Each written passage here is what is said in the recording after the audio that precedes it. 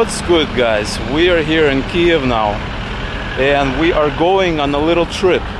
We're actually going to Kharkov, and we are gonna be taking the train this time. We're not gonna be driving like we did last time. We're gonna be taking a train, and the reason we're going to Kharkov is we're going for a wedding. There's gonna be a wedding, and we're gonna be attending it. And so it's gonna be a quick trip to Kharkov. Gonna be exploring it, gonna be checking out the wedding, and it should be a lot of fun. All right, so we just made it to the main train station here, and thankfully there wasn't a lot of traffic as you usually have, because I remember one time we were stuck for like 20 minutes on one block. So it's good now. We are ready to go. We got about 20 minutes to spare. We're gonna be taking the train, watching some movies. This one of the fast trains. It's gonna be good just to relax, because last time we drove and it's longer driving, and plus you cannot do other things, and this time you can just chill, relax. Should be a lot of fun. All right, so we just entered. Now what we need to do is we need to find a platform. Typically sometimes it's the first platform, now it's the second platform, so that's the first right there, and we got to go upstairs and find that second platform, because otherwise you don't know that. Before this you have no idea. It doesn't say in the tickets, so you have to come and you have to look at that table over there. It would have been nice if it was the first platform, but still second is not bad as well. Alright, so here's the main terminal, and we gotta go and find our Kharkov Kiev. So as you can see, that's the second platform. Kharkov is Kiev, and it should be ours. Actually, no, that's Kharkov Kiev. We need Kiev Kharkov. So we got a sandwich, and now we need to find our platform. And I just said it's actually platform number 12. And unfortunately, it's not number 2. It would have been better. So we gotta walk a little bit more. And there it is, Kiev Kharkov, 1803, number 12. That is us. I made it on the train here. As you can see, a very nice train, speed train. We got about 4.5 hours. So it's leaving at 6 p.m. and we're gonna get there around a little bit before 11 o'clock or so. Alright, so we got our food here, and it's actually pretty cool. They're feeding us these boxes here, this travel lunch box. And I didn't really expect it to be this good. Look at this. It's like at the airport. Actually pretty cool. I think this is fairly recent. So it's a nice move to get some actually edible food right here. What's good, guys? So I'm currently in Kharkov, in the center of Kharkov. And I say I am because Marina is getting ready for the wedding. You see, we have a wedding to go to later today. And so she's getting ready. And I have some time, few hours, just to wander around the city, do a little bit of sightseeing, maybe discover something interesting. And like I said before, we're on a quick trip here to Kharkov. It's summer. It's finally has gotten a little bit warmer. It's been a crazy year, or half a year from a weather perspective. Was unseasonably cold most of the year, and so finally it's starting to get a little bit warmer here in June. And so I'm here in the center. We're gonna wander around, check out a couple of parks. I actually was thinking about getting a bite to eat, but then I realized that we're gonna have a lot of food later on at the wedding, so that's not gonna be happening. There's no point to that. And so let's see. And so the street that I'm on right now, this is the main street here. This is the main thoroughfare that goes from the bottom to the top, or from south to north, or north to south. It's called the Sumskaya. And it's analogous to the street of Krishchatik in Kiev. It's not as grand, it's not as wide, but nevertheless, this is kind of that main street that people talk about when they want to refer to something in the center. There's also the Pushkinskaya street as well, just like in any big city in Eastern Europe, as well as any former Soviet republic, you have Pushkinskaya. And right now I'm here in the park of Shevchenko. And we made a video here about Kharkov last time, but we weren't at this part of the city. So this is a new part. And I've actually never been here as well. And so I want to talk a little bit about Kharkov for those of you who are not, maybe have heard about it or not really sure what the city is all about. And Kharkov is Ukraine's second largest city. It's a city that used to be a capital, but not for long. I think like a couple of years or something, not very long. And we're very, very close to the Russian border. We are, I guess, around 50 kilometers or so from the Russian border. And as you can guess, the predominant language here is Russian.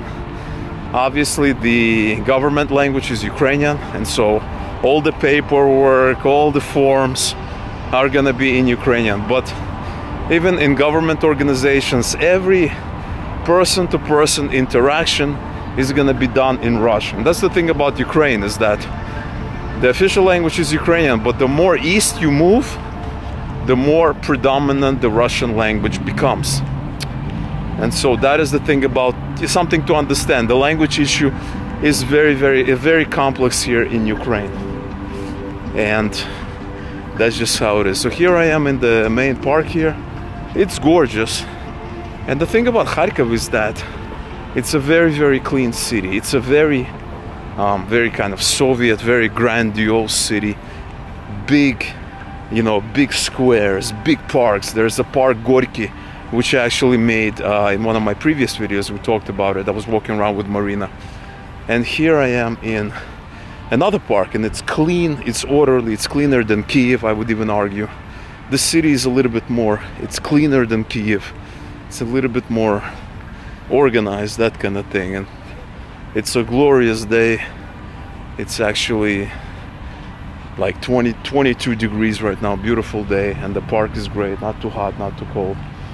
Awesome. So I'm gonna be wandering around, maybe get some coffee a little bit later and go from there. They told me to come to this park because it's absolutely gorgeous.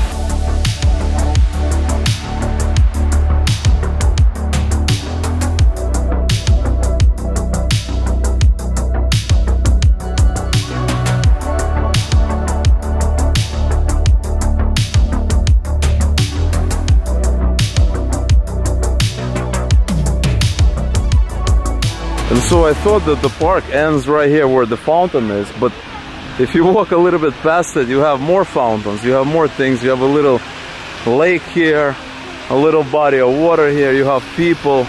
And the other thing about it, right, you notice that this park is just insane. Look how clean it is, how well kept it is.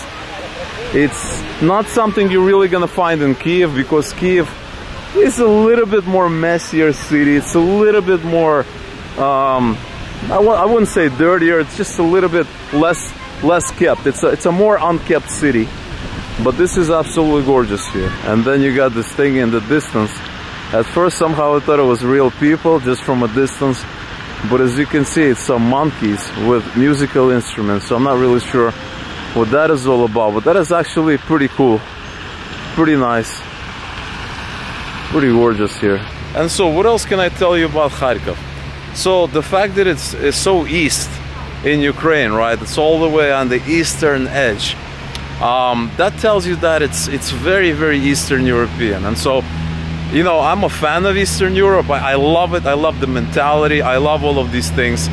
But I admit, the first time I came to Kharkov, I even thought myself it was just a little too much Eastern European. Now granted, this was like 4 or 5 years ago, the first time I came to Kharkov, because it was the spring and it wasn't warm yet, and it was kind of that weather. It wasn't the summer, and people were wearing all black, and you had these guys in track shorts. You had a lot of these ladas, and you still do. And my first impression of the city was it's a little too much Eastern European. But over time I've come to the realization that it's actually a pretty nice city. It's not Kiev. It's not as cosmopolitan as Kiev. It's not as, I guess, it's not as, it doesn't have that kind of, you know, feel like that Kiev has. But nevertheless, it's a very green, very large city, more Eastern European than definitely some of the other cities, including Kiev. Kiev is a little bit more, it's becoming more and more westernized. But Kharkov is staying to its roots, staying true to its roots. The other thing that's nice about this park is that you have these little roads here, these roadways, and you have these little restaurants here, which is actually really nicely constructed. So if you take a look, you have these buildings, and so you have this whole area that's all separate from the main park, which is actually pretty cool. You have these restaurants, various other things, have some over there in the distance, and it's actually, for Eastern European standards, this is actually fairly well done, because in Eastern Europe they're a little bit behind, you know, doing things the right way. If you look at a lot of cities by the sea, Odessa, it's all over the place. You have beaches, you have this, you have restaurants, you have parks, they're kind of mixed together. But this is actually pretty well done. Very nice constructions. Look at these. The grass is immaculate, and you have a restaurant here to check out as well.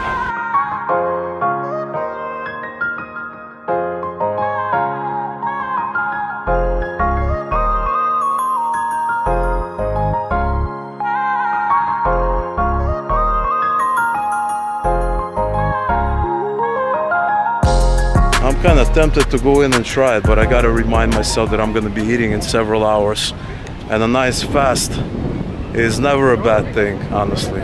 It's also worth mentioning that a lot of these parks, including the other park, Park Gorky, that I covered in the previous video, and this park as well, and a lot of kind of the infrastructure, the nice things, I would say, for people, was actually initiated and created and really done under the leadership of Kharkov's former mayor. His name was Gennady Kernes, and he was a mayor here for many years. He was born in Kharkov. He was yeah, you know, like a long time figure here in Kharkov, and he actually passed away due to COVID, I believe it was last year.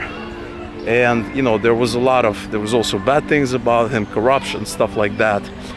But he also did a lot of good things, and my view on that is that corruption is everywhere in Ukraine. You know, 90% of politicians are corrupt, if not even more. And so corruption is going to happen regardless of the situation. Yeah, maybe there's a couple of politicians honest here and there, but the overwhelming majority of them are corrupt. And so, you know, people are going to steal regardless. It's the question of whether they do something positive. That's what matters. So if they are able to create something positive, then that's actually a good thing. And you know, I don't really, me personally, it's not a big deal about corruption as long as they give something back. That's kind of the way I look at it. It's sad. It's a sad way of looking into these things this way. It's a sad way of thinking about these things. But that's really the reality, because here in Ukraine, it's everybody's trying to steal, everybody's trying to get a villa, an apartment in Miami, a villa in Spain, stash some money in an offshore account, that kind of thing. So it's not a question of who is more corrupt, it's a question of who gives at least something back to the people. Alright, so Marina is done getting ready, and so my little rest, my little walk around this park is finished, and now it's time to go and find her, change into different clothing, and head to the restaurant. Although it's a little bit early, it's not gonna start until about 4 o'clock, and so we will see. And so I'm looking forward to this. Right here in front of me we have the main opera theater, and this is the main Kharkov, city of Kharkov opera theater, and it says there Театрально-концертный центр. And if you look at the top, you have Lebediное озеро, which is Swan Lake, a very popular performance. that, you know, plays is going to be playing in the summer. As you can see, we have other things happening here. And one thing I want to point out about this building is that it looks extremely Soviet. Typically these opera theaters, the main one being in Odessa, it's very beautiful. It has this kind of old city, this very beautiful neoclassical architecture. And even in Kiev, you know, it's a little bit, it's not as grand as Odessa's, but still it's very nice, it's very cool. But here in Kharkov, it's kind of this, you know, full-on Soviet style that is, you know, I wouldn't have recognized this. The first time I walked by it, I had no idea what this was actually, because I thought it was going to be some kind of a government, you know, government building or something like that. But apparently it's their main theater here.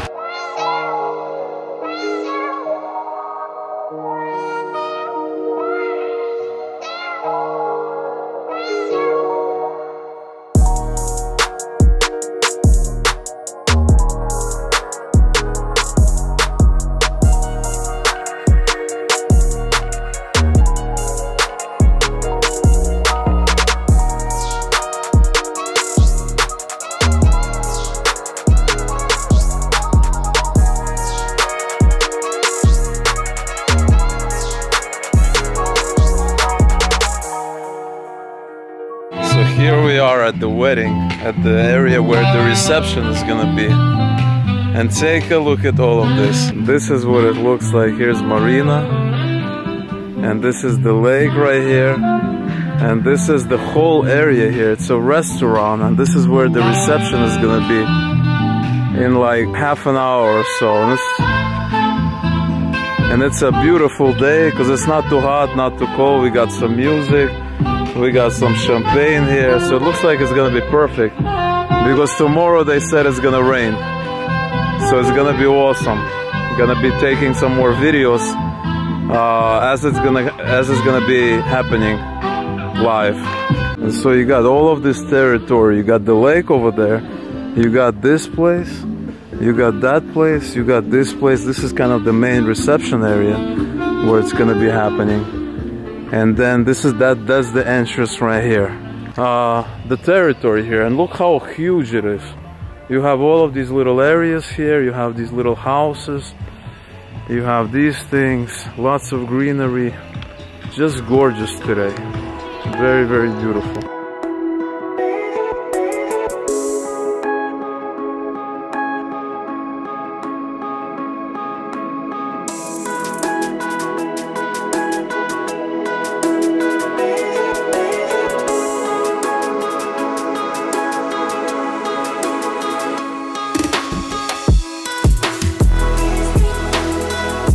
В такой замечательный летний день для того, чтобы стать свидетелями торжества любви, триумфа, красоты, гармонии, молодости нашего жениха Илью.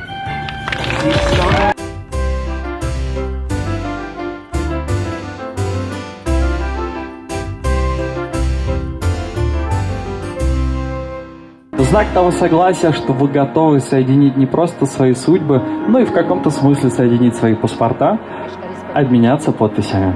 So there you have it. The first part of the ceremony is complete. And we're gonna be vlogging this wedding live. Even though that's not what I expected I would be doing, but why not? And so right now they are officially married now, and this is the first part, right? People come, they hang out for a little bit, they get to know each other for like half an hour, and then we have the official ceremony. And after the official ceremony, people are gonna be eating, dancing, just enjoying themselves. There's gonna be all kinds of little things happening, all kinds of some competitions, maybe even. The newlywed wife, bride, she's gonna throw a bouquet of flowers, and they're gonna catch it, and you know, the typical thing. And that's your typical Eastern European wedding, very similar to American as well, but you know, with its own little things. And now we're just kind of walking around. Ching ching.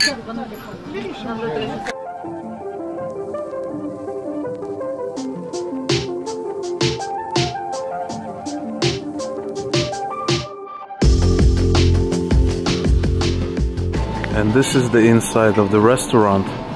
where the actual festivities, the food is gonna be taking place. This is kind of the second half, right? We have different tables, and typically the people who make the wedding, the bride and groom, they actually seat people together. And so they seat people together according to who they know. And so we're gonna be seated with people we know. There's gonna be other groups of people, There's a bunch of tables, music.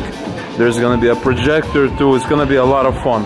And here you have the food, and this is just the first stage, right? This is not even the main course. This is just the appetizers here. And then we're gonna have the first course, the second course, the third course, desserts, etc., etc. It's gonna be a lot of food.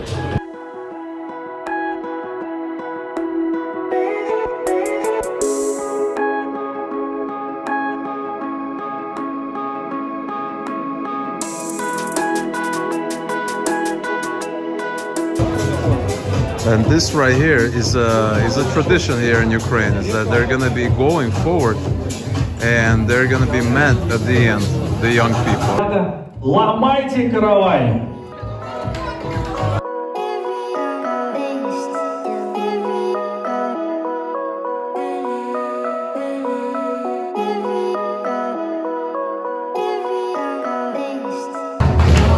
И максимально пожимим ладонями, потому что здесь и сегодня мы будем чествовать юбилей в качестве уже состоявшейся семьи. Ребят, я приглашаю вас занимать места поудобнее, замечательных родителей также приглашаю вас.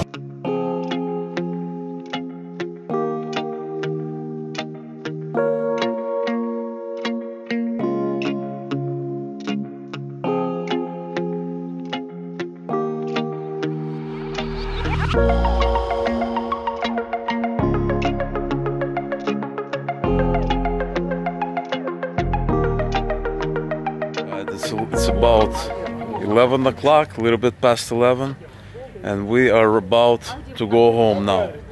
And actually we could have stayed until about, I don't know, 1 o'clock or something, or 12 o'clock, but I think it's going to be easier to leave now, because it's a pain getting back, because this place is so outside Kharkov. So it's going to be a pain getting back. And so that is it for today's wedding celebration. It was a lot of fun. Tomorrow is going to be another exciting day, so I'm looking forward to that, and I will see you guys tomorrow.